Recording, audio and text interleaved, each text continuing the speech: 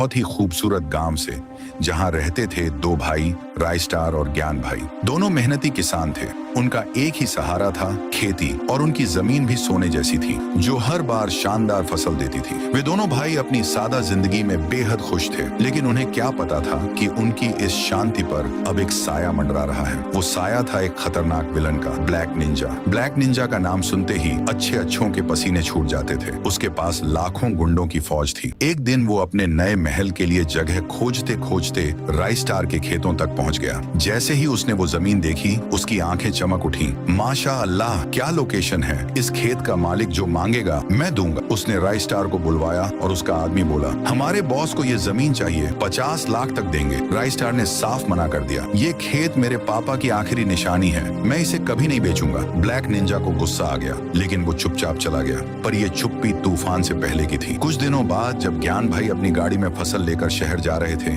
रास्ते में उनकी गाड़ी को दो बड़ी गाड़ियों ने रोक लिया। कुछ गुंडे निकले और ज्ञान भाई पर डंडे से वार किया, जिससे वो बेहोश हो गए। जब उनकी आंखें खुली तो सामने था ब्लैक निंजा। ब्लैक निंजा बोला, अपने भाई को बुला जल्दी। ज्ञान भाई ने राय स्टार को कॉल किया, भाई जल्दी आ, ब्लैक निंजा ने मुझे बंधक बना लिया है। राय स्टार ने बाइक निकाली और बिना वक्त गंवाए निकल पड़ा। उधर ब्लैक निंजा हंसते हुए बोला, क्या भाई है तेरा, तुझे मारने के लिए खुद को खतरे में डाल रहा है। ज्ञान भाई मुस्कुराए, तू उसे जानता नहीं, मौत को तूने अपने पास बुला लिया है। तभी एक जोरदार आवाज आई, हट जा उसके पास से। राय स्टार की जबरदस्त एंट्री हुई। उसने कहा, तेरा ज्यादा हो गया बेटा, अब तुझे सबक सिखाना ही पड़ेगा। ब्लैक निंजा बोला, उस दिन तो तू बच गया, आज नहीं बचेगा। राय स्टार बोला, भागने की जरूरत तुझे है, मुझे नहीं। ज्ञान भाई बोले, अब अगर लड़ाई शुरू करनी है तो शुरू करो यार। और फिर शुरू हुई एक ताबड़तोड़ लड़ाई। चारों तरफ धुआं, गाड़ियों का शोर, गुनगुनाहटें, मारधाड़, सब तबाही का मंजर बन गया। जैसे ही धुआं छंटा, नीचे जमीन पर गिरा हुआ था ब्लैक निंजा, और राय स्टार और ज्ञान भाई पूरे एटीट्यूड में बैठकर उसे घूर रहे थे।